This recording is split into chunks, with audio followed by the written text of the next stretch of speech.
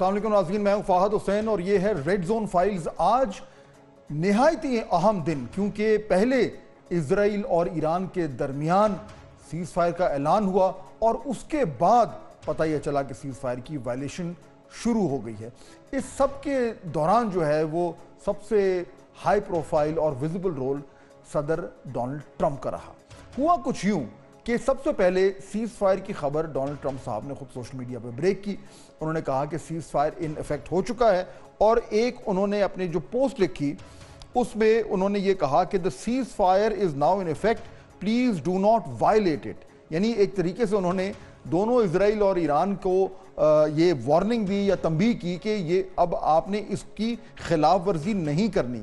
لیکن اس کے بعد خبریں کچھ آنا شروع ہوئیں کہ میسائلز کا ایکسچینج جو ہے وہ جاری ہے، جس کے بعد ڈونلڈ ٹرمپ صاحب نے ایک اور ٹویٹ کی جس پہ انہوں نے ڈائریکٹلی اسرائیل کو کہا کہ Israel do not drop those bombs, if you do it as a major violation bring your pilots home now.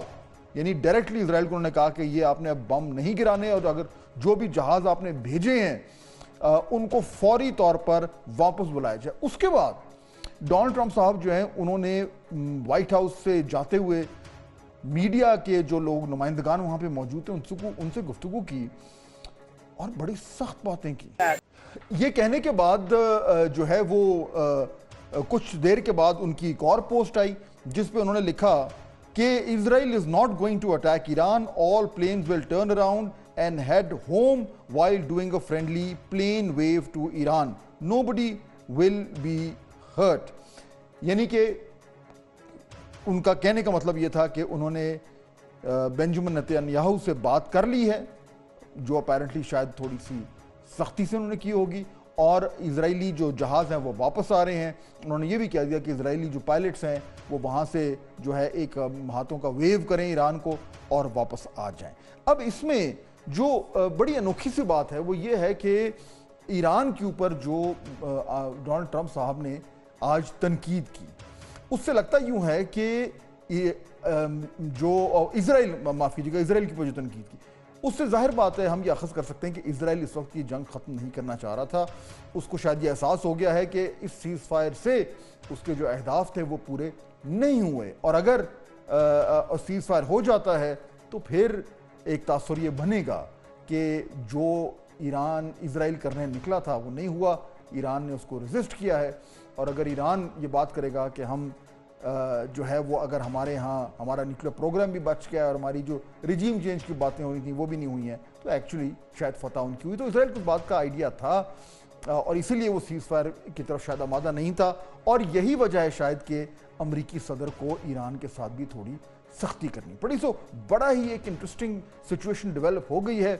اس سے ایران کے حوالے سے کیا ہوگا آنے والے دنوں میں، ایک بیانیہ کیا بنے گا، اور جو باقی ممالک ہیں وہ اس جنگ سے کیا سبق سیکھیں گے، اور اس کے بعد میرے لحاظ سے جو امپورٹنٹ بات ہے کہ پاکستان کیا سبق سیکھے گا، لیسنز ڈرا کرے گا۔ اس پہ بات کرنے کے لیے ہم نے آج ایک بہت ہی خصوصی مہمان کو دعوت دی ہے۔ جنرل محمد سعید ہمیں جوائن کر رہے ہیں، پاکستان کے former chief of general staff بھی ہیں، بڑی سینئر اپوائنٹمنٹس پہ رہے ہیں، and of course has been looking at this situation very closely. General صاحب السلام علیکم۔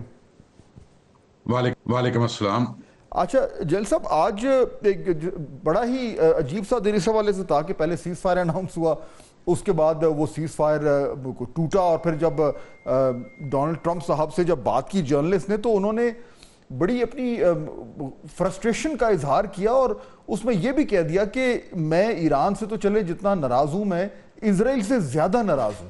اب یہ مجھے تو کم از کم یاد نہیں پڑتا کہ میں نے کبھی ایک امریکی صدر کو اس طریقے سے اسرائیل پہ تنقید کرتے سنا ہو، تو اس کو کتنا سگنیفیکنٹ کہیں گے آپ؟ کیونکہ میں پھر اس کے بعد آپ سے بات کروں گا کہ اگر واقعی میں سیز فائر ہو رہا ہے تو مجموعی طور پر جو اہداف حاصل کرنے تھے وہ اسرائیل نے کیے نہیں کیے وہ بعد میں آتے ہیں، but does this surprise you a lot? اچھا، پہلے تھوڑی سی میں سیز فائر پہ کمنٹ کر دوں۔ دیکھیں، سیز فائر جب بھی پولیٹیکلی ایگری ہو دو پارٹیز میں تو پھر اس میں ایک ٹیکنیکل آسپیکٹ شروع ہو جاتا ہے، اور وہ ٹیکنیکل آسپیکٹ ہوتا ہے سیکٹر وائز اور جو فورسز استعمال ہو رہی ہیں ان ساری فورسز میں جہاں جہاں وہ ڈسپرسڈ ہیں وہاں وہاں ہر فورس تک اس کو امپلیمنٹ کرنا، یہ ایک ٹیکنیکل کام ہے۔ اور اگر تو دونوں آرمیز میں کمیونیکیشن ہو تو پھر امپلیمنٹیشن بڑی سموتھ رہتی ہے، جیسے اب ہمارا اور انڈیا کا جو ایکسپیرینس ریسنٹلی ہوا آپ نے دیکھا، چونکہ ڈائریکٹر جنرل ملٹری آپریشنز کے ہاں دونوں طرف ہاٹ لائن موجود تھی اور دونوں ایک دوسرے سے بات کر سکتے تھے، تو انہوں نے بڑا سموتھلی دونوں سائیڈ نے امپلیمنٹ کیا سیز فائر کو۔ اب مجھے نہیں لگتا کہ یہ سچویشن ایرانین آرم فورسز اور آئی ڈی ایف کے درمیان ہے، تو وہ تو وائڈ میں آپریٹ کر رہے ہیں، ایک دوسرے کی ویزیبلٹی ان کو تھرڈ اور فورتھ پارٹیز سے مل رہی ہے، تو اس لیے صبح بھی میرا یہ اوپینین تھا کہ اس کی امپلیمنٹیشن میں تھوڑے سے ہکپس آئیں گے لیکن الٹیمیٹلی امپلیمنٹ ہو جائے گا۔ اب بات ہے کہ یو ایس پریزیڈنٹ کی بہت فرسٹریشن تھی، انہوں نے ایسے الفاظ استعمال کیے جو یوزلی اسٹیٹسمین تو کیا کوئی بھی میڈیا پہ نہیں کرتا۔ اگر آپ کی نظر سے پچھلے چند گھنٹوں میں دو پیس آئے ہیں، ایک نیو یارک ٹائم سے اور ایک واشنگٹن پوسٹ سے، وہ بڑے ڈیٹیلڈ ہیں اور اس میں انہوں نے بتایا ہے، اس کا لب لباب یہ ہے کہ بنیادی طور پہ نتن یاہو اس وار کے لیے تیاری کر کے 1 سال سے بیٹھے ہوئے تھے، اینڈ پرٹیکولرلی جب انہوں نے حزب اللہ کو ٹیک آن کیا اور حزب اللہ کو بالکل اپنی ریلنٹلیس ٹارگٹنگ سے ان کے لیڈرشپ سے لے کر نیچے تک سب کو جیسا وہ سمجھتے ہیں کہ ڈیسیمیٹ کر دیا، تو اس کے بعد تو وہ بہت ہی جلدی میں تھے کسی طرح سے ایران کے اوپر اٹیک کیا جائے۔ اور یہ دونوں پیس پھر یہ بھی بتاتے ہیں کہ نتن یاہو بائیڈن ایڈمنسٹریشن میں یو ایس آئے اور یو ایس کو انہوں نے کہا کہ ان کے پاس جو انٹیلیجنس ہے اس کے مطابق ایران بالکل نیوکلیئر ویپن کے قریب ہے، تو اس لیے ان کو ابھی اٹیک کرنا چاہیے اور یو ایس ان کے ساتھ ملے۔ تو بائیڈن ایڈمنسٹریشن نے جب اپنے ان پٹ لی ڈپارٹمنٹ سے، تو ان کی انٹیلیجنس ان پٹ یہ تھی کہ نہیں ایسا نہیں ہے، ان کی لیڈرشپ ویپنائزیشن کی طرف نہیں جا رہی، تو Biden administration did not agree. پھر جب پریزیڈنٹ ٹرمپ آئے تو اس وقت انہوں نے دوبارہ پریزیڈنٹ ٹرمپ سے بات کی مارچ میں ایک دفعہ، اور اس کے بعد اپریل میں فائنلی انہوں نے بات کی، اور اپریل میں انہوں نے جو ہے پریزیڈنٹ ٹرمپ کو کنونس کر لیا کہ یہ ہم کرنے جا رہے ہیں اور آپ ہمارے ساتھ ملیں۔ تو ایک تو یہ ہے کہ یہ ایک ڈیلیبریٹ پلان تھا جس کی تیاری تو میں سمجھتا ہوں 2006 سے شروع کی ہوئی تھی اسرائیل نے، لیکن 2006 سے کیوں وہ اگر آپ کہیں گے تو بعد میں اس پہ بات کر لیں گے، لیکن 1 سال سے وہ ساری تیاری کر کے بیٹھے ہوئے تھے۔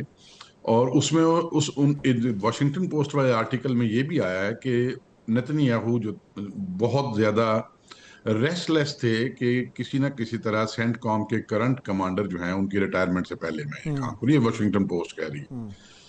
اب پچھلی ایڈمنسٹریشن جو تھی یو ایس کی وہ کنونس نہیں تھی، پریزیڈنٹ ٹرمپ کو کنونس کیا گیا، اور جس بیسس پہ کنونس کیا گیا وہ ان کی اپنی انٹیلیجنس نے جنگ کے دوران بھی اور جنگ کے 2 دن پہلے بھی کہہ دیا کہ نہیں وہ ویپن کے قریب نہیں ہے۔ سب جگہ پہ تلسی ڈارتی کی سٹیٹمنٹ ابھی بہت زیادہ میڈیا میں ڈیبیٹ ہو گئی ہے، اور آئیے یہ کہ ڈی جی کی بھی جو سٹیٹمنٹ تھی کہ وہ ان کے پاس کوئی ایسی ایویڈنس نہیں تھی کہ سسٹمیٹیکلی ایران جو ہے وہ موو کر رہا ہے ویپنائزیشن کی طرف۔ تو ایک تو وہ بہت بڑا دھچکا ہے ان کے لیے، ان کی ساکھ کے لیے، اور اوپر سے جو اہداف رکھے وہ بھی وہ اچیو نہیں کر سکے، تو میرے خیال میں یہ وجوہات ہیں امریکن پریزیڈنٹ کی فرسٹریشن کی۔ اچھا، اب اس میں لیٹس اسیوم کہ اب یہ سیز فائر جو ہے وہ سیٹل ڈاؤن کر جاتا ہے، اور یہ آپ کا اچھا پوائنٹ ہے کہ انڈیا پاکستان کی جو آپ نے اگزامپل دی کہ وہاں پہ کیونکہ ہاٹ لائن ہے اور کمیونیکیشن ہے اور بڑے عرصے سے یہ کمیونیکیشن چل رہی ہے تو چیزیں امپلیمنٹ ہو جاتی ہیں، یہاں پہ اس طرح کا کوئی میکنزم نہیں ہے تو میں وہ نظر آیا، بٹ لیٹس اسیوم کہ اب ہو جاتا ہے۔ اب تو ٹرمپ صاحب نے باقاعدہ طور پر وہ یہ سوشل میڈیا پہ ڈال بھی دیا ہے کہ اسرائیل جو ہے وہ اس کو فالو کرے گا، لیکن جس وقت جس جنگ کے جس سٹیج پر یہ سیز فائر ہو رہا ہے اس میں جو آپ کے خیال میں جو اہداف تھے اوریجنلی اسرائیل کے وہ کس حد تک پورے ہوئے ہیں، گیون دا فیکٹ کہ ایران کو ڈیمیج تو بہت زیادہ انفلکٹ ہوا ہے لیکن ان کے نیوکلیئر پروگرام کی ڈسٹرکشن کے حوالے سے کوئی ابھی تک ایسا ٹھوس ثبوت سامنے نہیں ہے، اور دوسرا جو ریجیم چینج کی بات ہو رہی تھی وہ بھی ابھی نہیں ہوئی ہے، تو کیا یہ کہا جا سکتا ہے کہ اگر آج یہ سیز فائر ہو جاتا ہے تو ایکچولی جو یہ نکلے تھے کرنے اسرائیلیز اور نتنیاہو وہ نہیں کر پائے؟ جی شارٹ آنسر تو یہ ہے وہ نہیں کر پائے. دیکھیں ملٹری کیمپینز کو یا وارز کو جب بھی انالائز کیا جاتا ہے تو سب سے پہلے یہ دیکھتے ہیں کہ پولیٹیکل آبجیکٹیوز کیا تھے جس کے لیے ملٹری انسٹرومنٹ کو استعمال کیا گیا. تو خود یو ایس نے اور اسرائیل نے بھی اپنا پہلے دن ہی اسٹیٹڈ آبجیکٹیو بتا دیا تھا کہ they want to take out Iran's nuclear program. اور جب وہ انیشیل ان کو سکسیس ملی تو اس کے بعد وہ رجیم چینج کی بھی باتیں کرنے لگ گئے. تو یہ زیوم کیا جا سکتا ہے کہ منیمم ایم ان کا ایرانین نیوکلیئر پروگرام کو ختم کرنا تھا اور میکسیمم ایم رجیم کو بھی ختم کرنا تھا. تو نیوکلیئر پروگرام ایران کا جو ہے سائنٹسٹ کی شہادتوں کے بعد اور جو تھوڑا بہت ڈیمیج ان کی فیسلٹیز کو ہوا ہے، میرے خیال میں جو اوور دی سرفیس ڈیمیج ہوا ہے وہ کوئی بہت بڑا ڈیمیج نہیں ہے، وہ چند مہینوں میں ریکور کر لیں گے. اب یہ جو فردوں پہ خاص طور پہ جہاں پہ بی ٹوز استعمال ہوئے وہاں نیچے کتنا ڈیمیج ہوا ہے اس کے بارے میں تو کسی کے پاس کوئی انفارمیشن نہیں ہے، لیکن میری ایک ازمپشن ہے کہ وہ کوئی بہت زیادہ ڈیمیج نہیں ہوگا. چونکہ بہت زیادہ پروپیگیٹ کیا جا رہا تھا ان کے اس میونیشن کو GB-57 کو، تو وہ لوگوں کے ذہن میں شاید یہ خیال تھا کہ GB-57 جہاں استعمال ہوگا وہاں نیچے کوئی بہت بڑا ہال ہوگا یا چند رومز ہوں گے اور وہاں گریں گے وہ شیٹر ہو جائیں گے اور کلیپس کر دے گی ٹنل. تو ٹنلز تو جو اس طرح کے پروگرامز کے لیے اور اس طرح کی ایکٹیویٹیز کے لیے ورلڈ اوور ہیں وہ کلومیٹرز تک ہوتی ہیں، with in tunnels and tunnels ہوتی ہیں.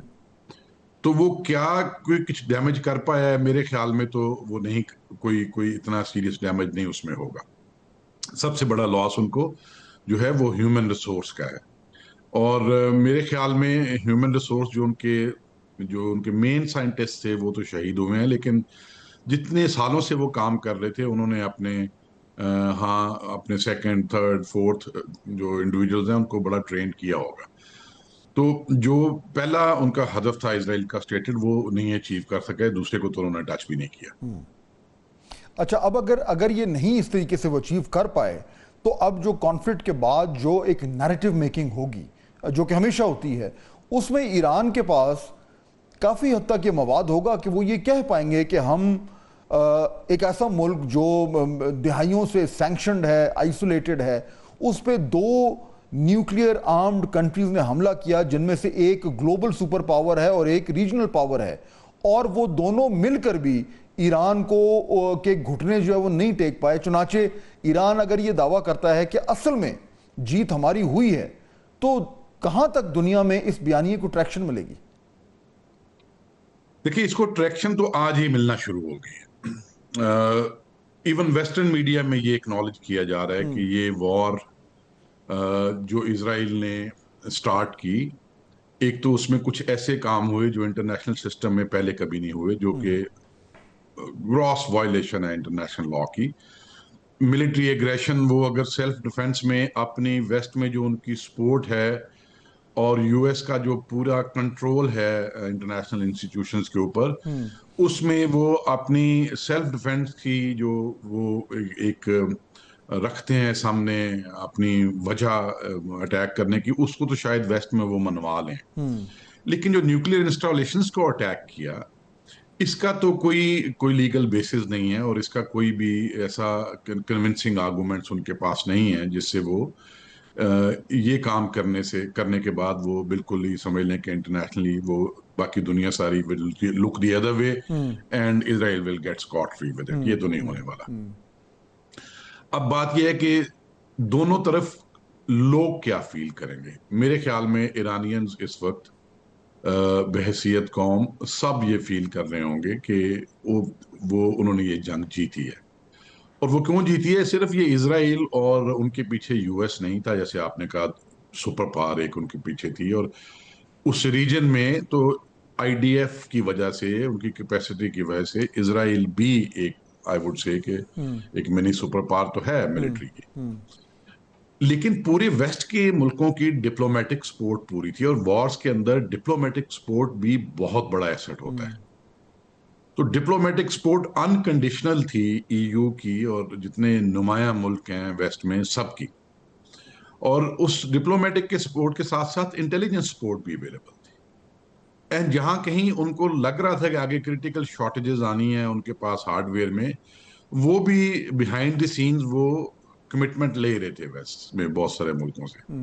تو ایک طرح سے تو پورے ویسٹ کو یہ جو ہے ڈیفیٹ کیا ہے ایران نے، اور میرا خیال ہے ایرانینز کو زیادہ ایک سینس آف جوبیلیشن، ایک سینس آف سیٹسفیکشن ہوگی.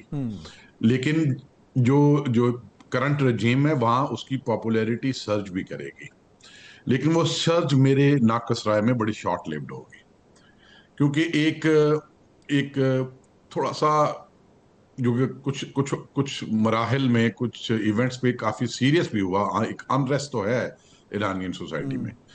اور جب یہ یوفوریا تھوڑا سیٹل ہوگا تو اس کے بعد پھر کویسچنز تو ایرانین رجیم کو بھی اپنے لوگوں سے فیس کرنے پڑیں گے، ان کی ماضی کی پالیسیز کے بارے میں بھی، ان کی تیاری کے بارے میں بھی، اور ہر چیز کے بارے میں.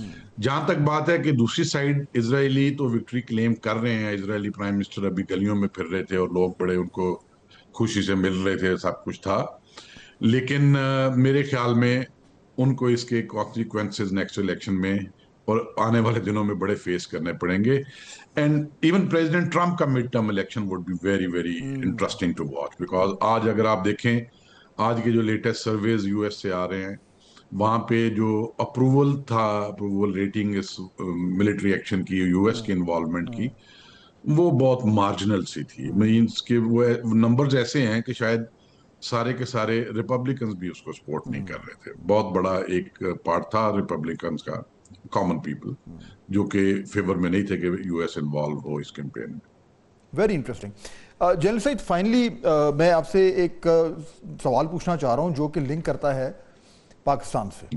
اور وہ کیونکہ ایز سی جی ایس آبویسلی پوری جو پاکستان آرمی ہے اس کی تمام تر معاملات کو اوورسی کیا جاتا ہے، تو you know this I think question is very relevant to you. ہمارے لیے لیسنز فرام دس کانفلکٹ، اور وہ میں تھوڑا اور اسپیسیفک ہوتا ہوں، 3 ایریاز میں ہمارے لیے آپ بتائیے گا کہ کیا لیسن نکلتے ہیں گیون دا فیکٹ کہ ہم ابھی ایک جنگ انڈیا سے جیت کر آئے ہیں. وہ 3 ایریاز کون سے ہیں in the context of the Iran Israel conflict?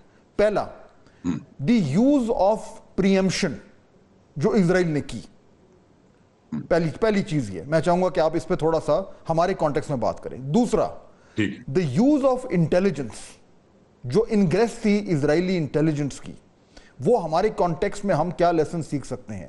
اور تیسرا، دا فیکٹ کہ صرف بیلسٹک میسائلز کے ذریعے ایران یہ جنگ لڑتا رہا اور سسٹین کرتا رہا. سو ہمارے کانٹیکسٹ میں the use of ballistic missiles and air force, ان 3 چیزوں پہ پاکستانی آرمڈ فورسز کو، ڈیسیشن میکرز کو، نیشنل سیکیورٹی اپریٹس کو کیا لیسن سیکھنے چاہیے؟ ٹھیک. اچھا، اس میں کچھ اسپیسیفک بات تو کر نہیں سکتا، میں جنیرک بات کروں گا.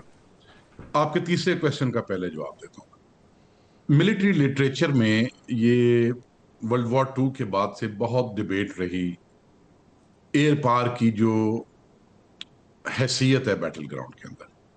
ایئر پار ایک ڈومیننٹ رول تو آج کی وارفیئر میں پلے کر رہی ہے، لیکن لٹریچر میں ہمیشہ 2 اوپینین رہے. پہلا یہ تھا کہ ایئر پار alone can win the war، اور دوسرا تھا کہ ایئر پار alone can not win the war.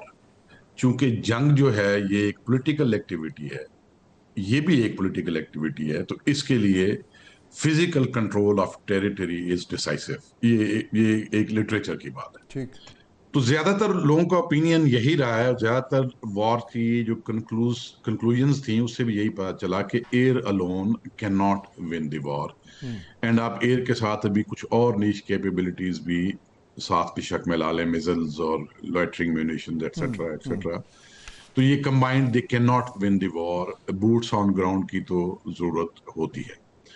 کسوو کی ایک ایگزامپل اکثر ملٹری اینالسٹ کوٹ کرتے ہیں کہ وہاں ایئر پار نے ایک ڈیسائسو رزلٹ اچیو کیا تھا، لیکن میرے خیال میں وہاں بھی ڈیسائسو رزلٹ اس لیے اچیو کیا تھا کہ ساتھ ہی تھریٹ آ گیا تھا کسوو کو کہ if they do not back down now تو there will be a ground invasion.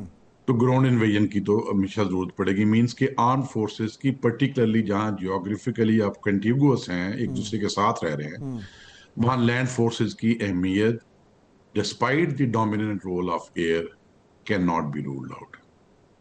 Preemption की जहां तक बात है, अभी पाकिस्तान ने तो इससे पहले हमेशा अपनी स्ट्रेटजी जो रखी है वो डिफेंसिव ऑफेंसिव रखी है कि डिफेंस करेंगे और जब जरूरत पड़ेगी तो फिर ऑफेंसिव पे जाएंगे। मिलिटरीली ऑफेंसिव के थ्रू ऑब्जेक्टिव हासिल करने की तो ऐसी कोई स्ट्रेटजी रिसेंट के पास में पाकिस्तान की नहीं रही है।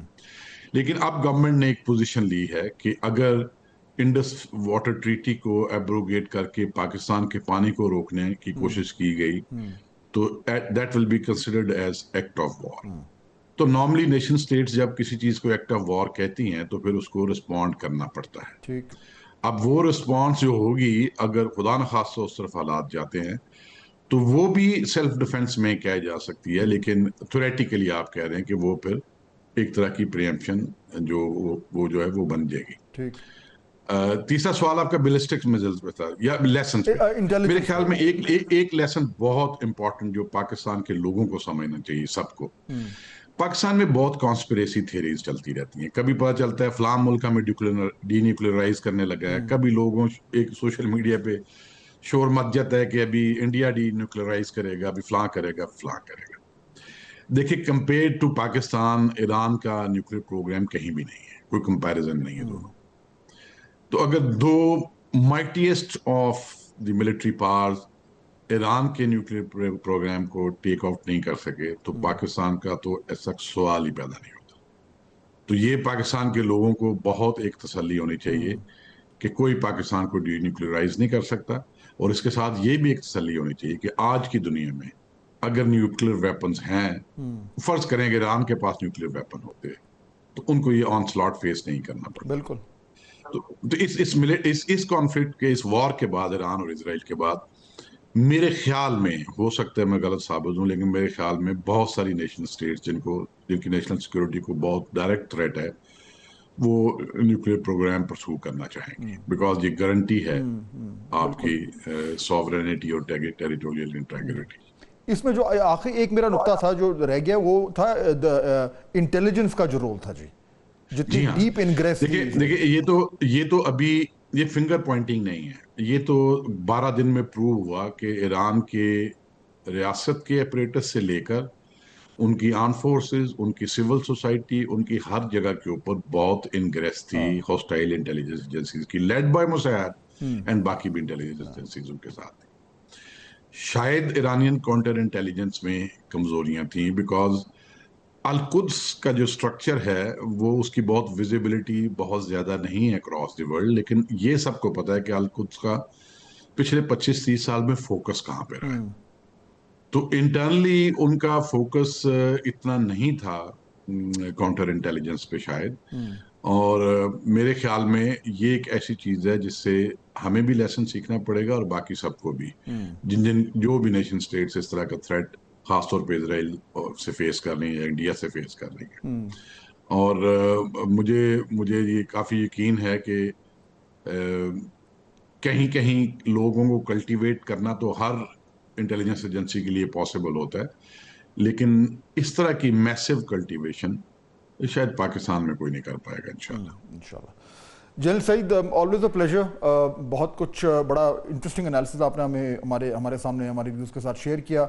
Thank you very much for joining us. नाज़रीन, ब्रेक का वक्त हो रहा है, वापस आएंगे तो गुफ्तगू जारी, क्योंकि बहुत ही बड़ा जो है डेवलपमेंट हुई है सीज़ फायर की, और अब उसमें जाहिर बात है ये भी देखना है कि कितना ही होल्ड करेगा, और अगर होल्ड करता है तो इसके कॉन्सिक्वेंस में अब ये सारे रीजन में बल्कि सारी दुनिया में क्या मैसेज जा रहा है, और उसके नतीजे में बाकी लोग जो हैं वो क्या लेसन्स लर्न कर रहे हैं specifically in terms of nuclear power. ये बड़ा इंपॉर्टेंट सवाल है, और ये मैं रखूँगा। हमें दो बहुत ही अहम मेहमान ज्वाइन करेंगे इस ब्रेक के बाद, जिनका इस एरिया में एक्सपर्टीज़ है। So do stay with us. नाज़रीन, ब्रेक के बाद खुश आमदीद। अभी हम बात कर रहे थे बहुत सारे जो डिफरेंट एस्पेक्ट्स हैं जो आज सीज़ फायर हुआ है उसके हवाले से, बट अब उसके जो आने वाले दिनों में जो एक बयानिया बनेगा, जो एक परसेप्शन बनेगा, जो एक स्टोरी टेलिंग होगी, वो क्या होगी, किसको फ़ायदा हुआ, किसको नुकसान हुआ, कितना हुआ, इस पर ज़रा बात करते हैं। We'll do a deep dive. दो बहुत ही मौजूद मेहमान मुझे ज्वाइन कर रहे हैं, who are very qualified to speak on the subject. میں ان کا تعارف کراتا ہوں، پھر ذرا بات چیت کو آگے بڑھاتے ہیں. ایمبیسڈر مسعود خان صاحب ہمارے پہلے مہمان ہیں، پاکستان کے مائع ناز سفارتکار ہیں، امریکہ میں اور چین میں بھی جو ہے وہ ایمبیسڈر رہ چکے ہیں، اور سابق صدر ہیں آزاد جموں اینڈ کشمیر کے. ان معاملات کو بہت ہی گہری نظر سے وہ دیکھتے ہیں. آپ کا بہت شکریہ. اور بریگیڈیئر مسعود احمد خان ہمیں جوائن کر رہے ہیں، very distinguished officer of the Pakistan army, دفاعی تجزیہ کار ہیں. آپ کا بھی بہت شکریہ. ایمبیسڈر مسعود خان، اگر آپ سے بات شروع میں کروں، اور میں پہلا جو آپ سے سوال رکھنا چاہ رہا ہوں وہ ایکچولی تھوڑا سا اتنا زیادہ نیونس نہیں ہے، کیونکہ آج کے بعد وہ سوال ہوگا کیونکہ سیز فائر ہو گیا ہے. اور اگر ہم ازیوم کرتے ہیں کہ ایران اور اسرائیل کے درمیان یہ سیز فائر اگر ہولڈ کرتا ہے تو پھر یہ سوال پوچھا جائے گا کہ یہ جنگ کون جیتا. آپ کیا کہیں گے اس حوالے سے؟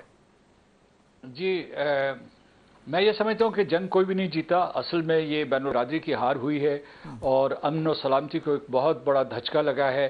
جو بھی بین الاقوامی نظام بنائے ہوئے تھے، وہ اقوام متحدہ کی شکل میں ہو یا اسلامی تعاون تنظیم کی شکل میں ہو یا SCO تھی، ان میں سے کوئی بھی تنظیم، بین الاقوامی تنظیم، بین الحکومتی تنظیم کارگر ثابت نہیں ہوئی، اور یہ ایک عالمی نظام کی ناکامی تھی.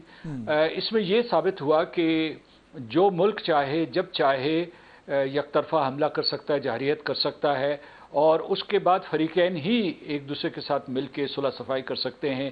کوئی ادارہ مداخلت نہیں کر سکتا، ثالثی نہیں کر سکتا، اور اگر وہ کرتا بھی ہے تو وہ صرف شور شرابہ ہے یا سفارتی بیانات ہیں. لیکن کوئی ایسا مثلا سلامتی کونسل کو یا اقوام متحدہ کو چارٹر، یونائٹڈ نیشنز چارٹر کے چیپٹر 7 کے تحت جو اختیارات ہیں کہ جب بھی اس طریقے کا کوئی حملہ ہو، جارحیت ہو، کوئی جنگ چھڑ جائے تو وہ پیش قدمی کرے، اس جنگ کو رکوائے، قراردادیں پاس کرے، اور اس کے بعد جو ہے صرف یہی نہیں بلکہ اس کو یہ بھی اختیار ہے کہ وہ افواج وہاں بھیجے اس جنگ کو رکوانے کے لیے. تو یہ سارا نظام درہم بھرم ہو چکا ہے.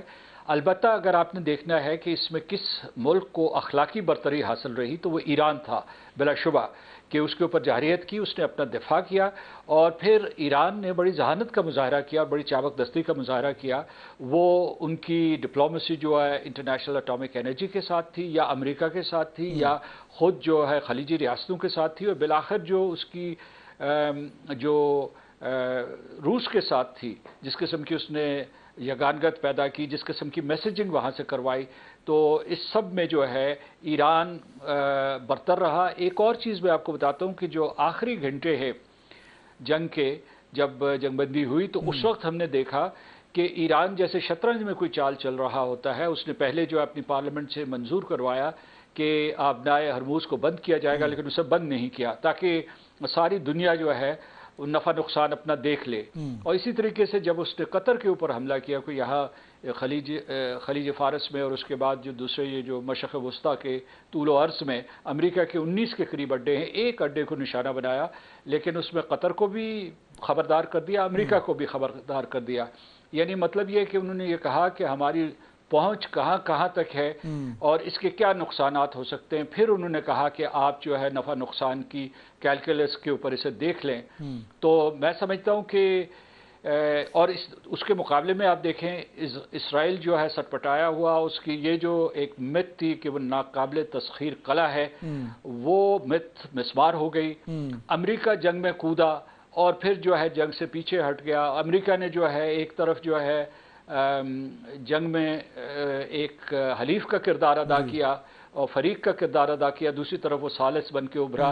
اور اس میں اس کے مقابلے میں ایران کی جو سمت بھی درست رہی اور اس کی منصوبہ بندی بھی بہت ہی ہمہ جہت تھی. اب اس میں بریگیڈیئر مسعود، جو جس طرح ایمبیسڈر مسعود خان بات کر رہے ہیں کہ یہ تو لیسن اب ساری دنیا میں ہر ملک انٹرنلائز کرے گا کہ اگر ہمیں کوئی نیشنل سیکیورٹی تھریٹ ہے تو اسے نمٹنا ہمیں خود ہی ہوگا. انٹرنیشنل آرگنائزیشنز، انٹرنیشنل آرڈر جو ہے وہ اس کانفلکٹ میں بالکل فیل ہو گیا ہے. وچ مینز کہ now there will be a greater push کہ جو الٹیمیٹ گارنٹر آف سیفٹی ہے وہ تو نیوکلیر ویپن ہے.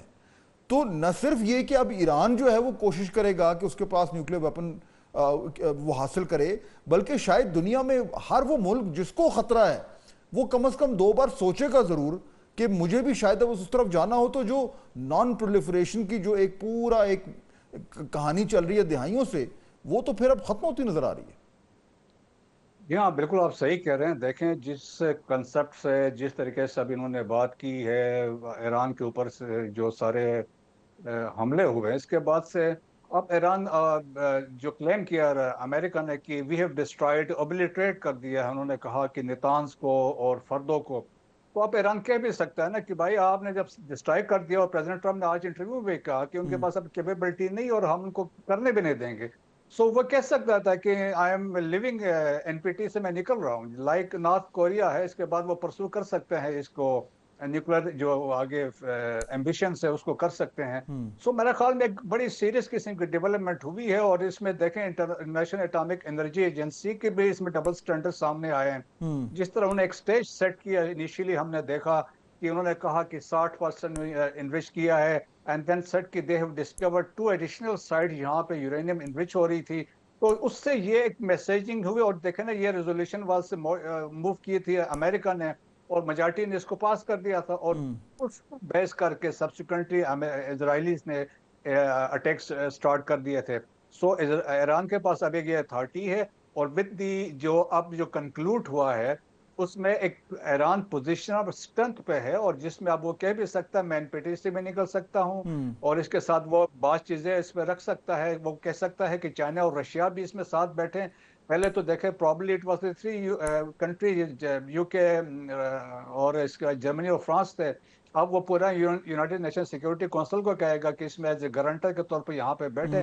لیکن اوورآل ہم دیکھیں کہ انوینسیبلٹی جو اسرائیل کی تھی وہ بچ چکی ہے، اور آپ دیکھیں 7 اکتوبر کو بھی حماس نے بھی ان کے ساتھ یہی کیا تھا، اس وقت بھی یہی ہوا تھا، اور ایران نے اس سے تو بڑھ کے کیا ہے۔ اور دیکھیں میں سمجھتا ہوں کہ اسرائیل کی اس میں بالکل شکست ہوئی ہے، ہار ہوئی ہے، کیونکہ وہ خود تو کچھ نہیں کر سکے۔ Finally they drag America into this conflict, اور امریکہ سے کہا گیا کہ آپ فردو اور نتانز پہ جائیں، جی بی یو 57 کو یوز کریں، تو ان سے ہو نہیں رہا تھا، ورنہ اس کے بغیر نہ ہوتا یہ۔ بالکل آپ صحیح کہہ رہے ہیں۔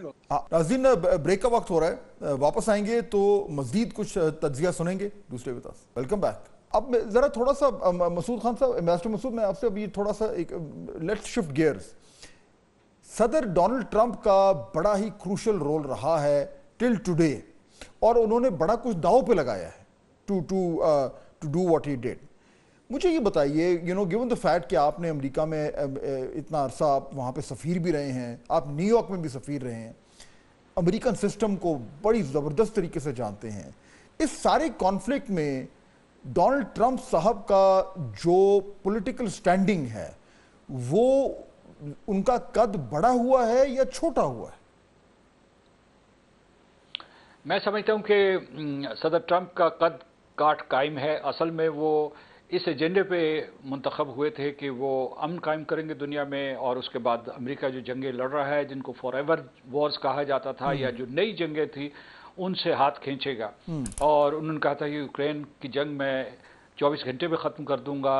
اشارے یہ بھی انہوں نے دیے تھے کہ وہ جو غزہ میں جنگ ہو رہی ہے اس کو ختم کریں گے، لیکن اس کے برعکس انہیں مختلف پالیسیز اختیار کرنی پڑی۔ جہاں تک آپ کے بنیادی سوال کا تعلق ہے تو ان کا قد کاٹ، جیسا کہ میں نے پہلے کہا، قائم ہے، لیکن ان کو دھچکا بھی لگا ہے، کیونکہ وہ کئی کشتیوں پہ سوار تھے بیک وقت۔ اسی وجہ سے ان کے بیانات لمحہ بلمحہ ہر روز تبدیل ہو رہے تھے۔ تو اس میں ایک طرف ان کی خواہش تھی کہ وہ اپنے منشور کے مطابق پیس میکر کے طور پر ابھریں، اور انہیں ثالث کے طور پر دیکھا جائے، ایک سفارتکار کے طور پر دیکھا جائے، ایک سٹیٹسمن کے طور پر دیکھا جائے۔ دوسری طرف ان کے جو وعدے وعید اسرائیل کے ساتھ تھے، نتنیاہو کے ساتھ تھے، یا وہ لابی جو اسرائیل کے بہاف پہ وہاں امریکہ میں متحرک ہے، کہ اس سے بھی وہ دوری اختیار نہیں کرنا چاہتے تھے۔ پھر جو ملٹری انڈسٹریل کامپلیکس تھا، اس نے ان کے منتخب ہونے کے بعد ان کو اپنے نرغے میں لے لیا تھا، اور وہ یہ نہیں چاہتے تھے کہ یہ جنگ اتنی جلدی ختم ہو یا جنگ نہ ہو، کیونکہ میں آپ کو بتاتا ہوں کہ جو ویسے تو ہر سال $3 بلین امریکہ اسرائیل کو دیتا ہے، لیکن جب سے غزہ میں جنگ شروع ہوئی تھی یا اسرائیل کے یک طرفہ حملے شروع ہوئے تھے تباہ کن، جس میں اب جو آج کی فگر جو ہے 56,000 لوگ مارے گئے ہیں اور 1.5 لاکھ لوگ زخمی ہیں، تو اس کے لیے اس یعنی اکتوبر 2023 سے اب تک $24 بلین کی خطیر رقم جو ہے وہ اسرائیل کو دی جا چکی ہے. لیکن اس مرتبہ جو نئی چیز ہوئی جو آپ نے ان کے قد کاٹ کے حوالے سے بات کی، تو اس میں یہ ہے کہ ان کے اوپر امریکہ میں بے اعتباری تو پہلے سے تھی، لیکن وہ تھی حزب اختلاف کی طرف سے، ڈیموکریٹس کی طرف سے.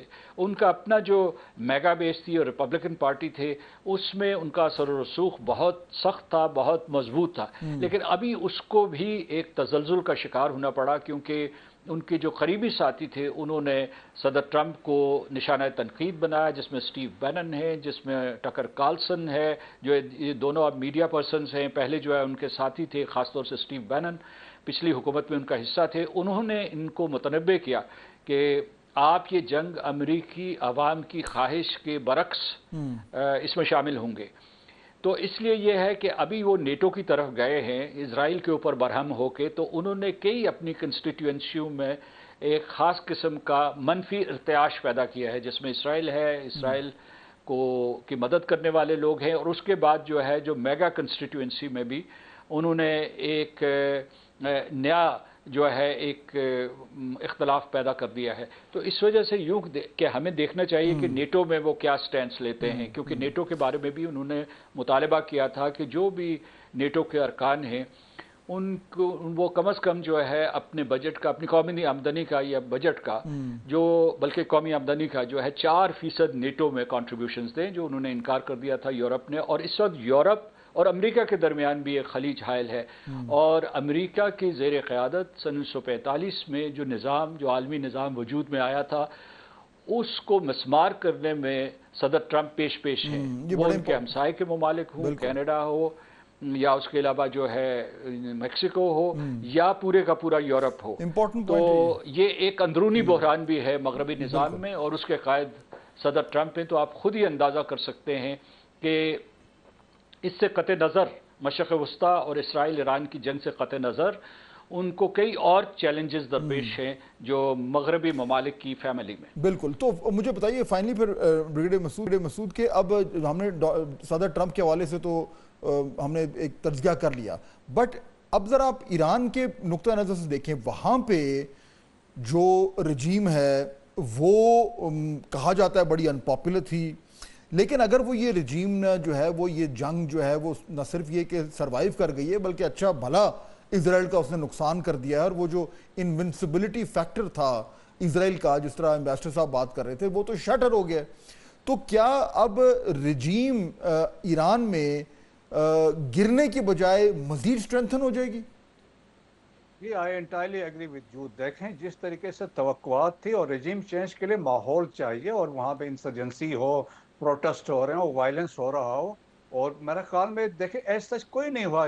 پوری ایرانین جو نیشن تھی وہ رہبر کے پیچھے کھڑی تھی. ایک وہ چیز ہے ڈسپائٹ دی افیکٹ، لوگوں کی خواہش تھی کہ آلموسٹ 1 کروڑ کی پاپولیشن ہے کہ ان کو یوز کیا جائے، یا اہواز والی سائڈ میں عرب سے ان کو یوز کیا جائے، لیکن وہاں سے بھی کوئی ایسی موومنٹ نہ چلی. بہرحال رپورٹس یہ تھی کہ علاقوں سے لوگوں نے اسرائیل کو فیسیلیٹیٹ کیا ہے، وہ یہ رپورٹس آ رہی تھی، لیکن انٹائر نیشن جو تھی آیت اللہ علی خامنائی کے پیچھے کھڑی تھی. اور اس 12 دن کے کانفلکٹ کے بعد میرا خیال میں ایرانین جو آیت اللہ کے انڈر جتنے گورنمنٹ ہے وہ مزید مضبوط ہوگی. اور جس طریقے سے انہوں نے اپنا ریزالو شو کیا ہے، دیکھیں کہ انیشیل سیٹ بیک آپ دیکھیں، first day top leadership in کی پاسداران کی، آرمی کی، نیوکلیئر سائنٹسٹ ایلیمینیٹڈ، جو انہوں نے کہا جو کنسپٹ تھا وہ کر گئے تھے، لیکن اس کے باوجود شاک ایبزارب کیا. اور اس کے بعد وہ جب انہوں نے اپنا ری پوسٹ لانچ کیا تو وہ دیٹ واز ویری افیکٹو.